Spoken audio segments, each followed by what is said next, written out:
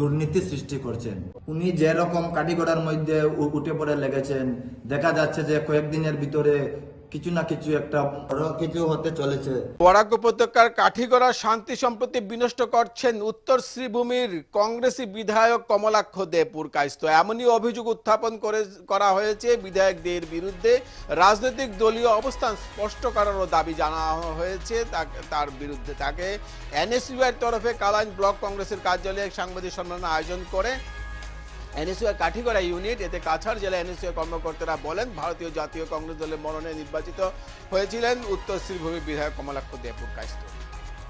কিন্তু বিগত কয়েক মাস ধরে তিনি কাঠিগড়া বিধানসভা কেন্দ্রের বিভিন্ন বিষয়ে অহেতুক তিনি হস্তক্ষেপ করছেন। বিধায়ক কমলাক্ষ দে পুরকায়স্থ, যার পরিণতিতে সম্প্রতি জালালপুরে তাকে গোবেক ধ্বনির সম্মুখীন হতে হয়। এনএসইউ এর কর্মীরা আশা ব্যক্ত করেন, বিধায়ক কমলাক্ষ দে পুরকায়স্থ উপস্থিতি কাঠিগড়ে শান্তি শৃঙ্খলা বিঘ্নিত করতে পারে এবং তার সম্ভাবনা রয়েছে শান্তি শৃঙ্খলা বিঘ্নিত করার জন্য। কাজেই কাঠিগড়া থেকে এনএসইউ এরা তাকে হুঁশিয়ারি দিয়েছে।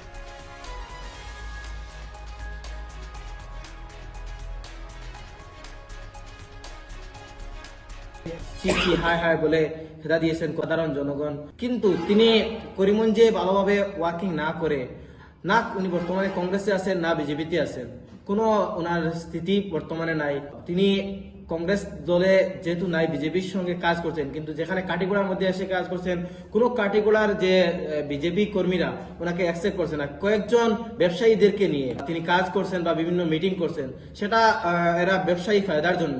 তো আমরা দেখতে পাচ্ছি কাঠিগড়ার মধ্যে বিভিন্ন নেতা আছেন, বিজেপিদের নেতা আছেন, কংগ্রেসের নেতা আছেন। তো আমরা আর কোনো বহিরাগত নেতা কাঠিগড়ার মধ্যে চাই না। আমরা এই কমলাক্ষ দে পুরকায়স্থ মহাশয় যেদিন থেকে কাঠিগড়ার মধ্যে আসছেন, বিভিন্নভাবে সমস্যা বা দুর্নীতি লাগাতে চাচ্ছেন। আমাদের যে কাঠিগড়ার ব্যবসায়ী যারা আছেন বা সমাজকর্মী যারা আছেন, তাদের মধ্যে ফাটল ধরিয়ে বিভেদ জড়াতে উনি চেষ্টা করছেন। তো আমি ওনাকে অনুরোধ করছি যে কাঠিগড়া থেকে সরে যাওয়ার জন্য। আমাদের এখানে ভালো ভালো নেতা আছেন, তারা কাজ করবেন। যে কোনো দল হোক, ভালো ভালো নেতা আছেন।